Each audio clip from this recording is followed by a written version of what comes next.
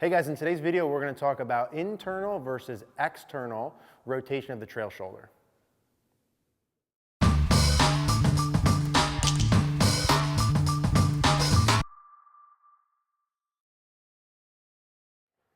Hey guys, let's talk about internal rotation of the trail shoulder versus external rotation with the trail shoulder. This is something we haven't directly done too many videos on. A lot of you guys are asking questions, so let's go over. I have a couple thoughts I want to share with you as to which one is right for you. Should you be internally rotating your shoulder in the backswing? Should you be externally? How do you match the pieces up? I want to talk about all of those things in a couple minutes, but first, not a promo, but I want to explain what that means, internal, external. Some of you guys know, some of you don't.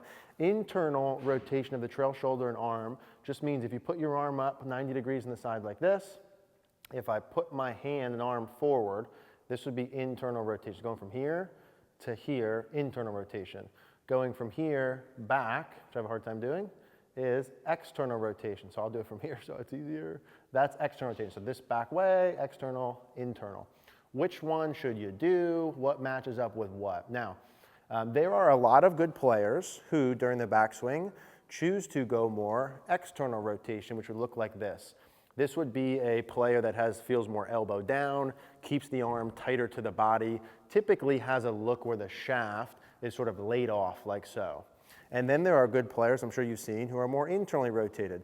This would be associated with like a flying right elbow, elbows farther away from the ground, usually more of an across the line or down the line look at the top. So a couple things to keep in mind, okay? External rotation of the trail shoulder going this way.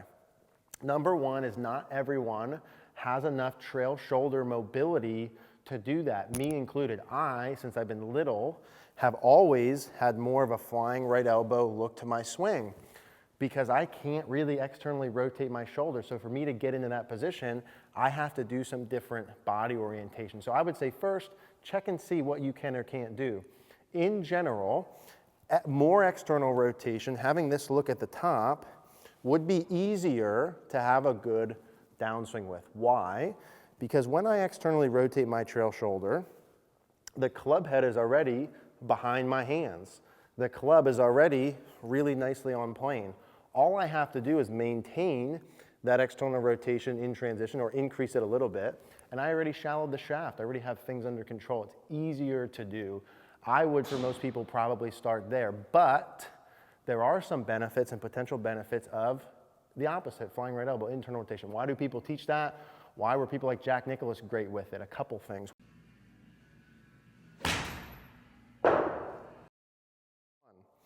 I would say, kind of across the board, when people have a more internally rotated trail shoulder like this, there's more potential for speed.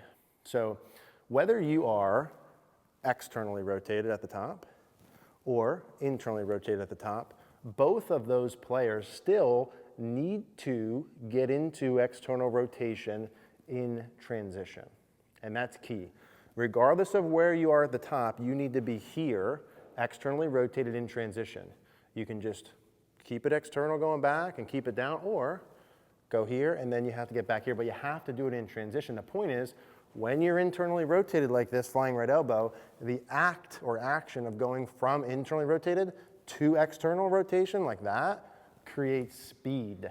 So if longer shots are part of your priority list, which most of you probably they are, that's a move you can do for that. The other thing that it helps some people do is with the equal and opposite theory. If you want to shallow your downswing, when you go up to the top, if you get your elbow more out and flying right elbow and learn to externally rotate it in transition, you see how the plane of the club shifts quite a bit, right? It shallows the club in transition. So easier to create a shallow downswing and potentially can add more speed if you want to go that route, or just keep it on plane the whole time going back. But regardless of what you do, like if you can't externally rotate it in transition, then I would not do the flying right elbow at the top. Like if that's a hard move for you to learn, then just keep it externally rotated the whole way back would be what I would do.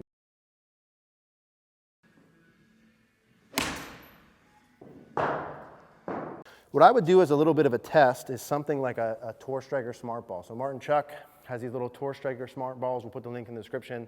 Something like this, or the impact ball, or something between your arms, I'm sure a lot of you guys have seen, and I would do a little test with it. So for me, this is hard because I have a hard time externally rotating.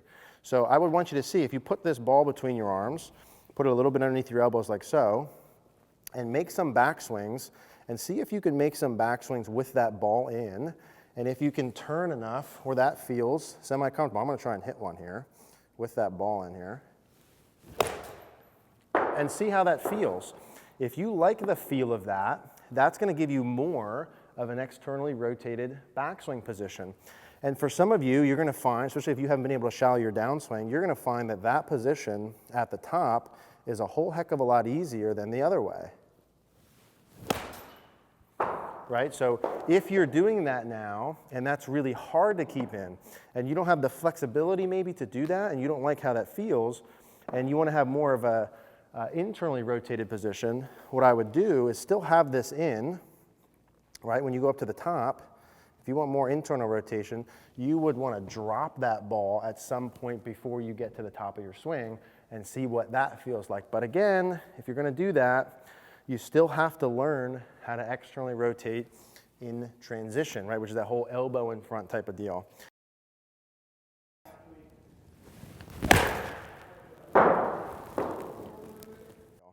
And how I would learn how to do that would be get the ball back in. So you're a guy who says, hey, I want to try flying right elbow, and I want to learn how to externally rotate it in transition.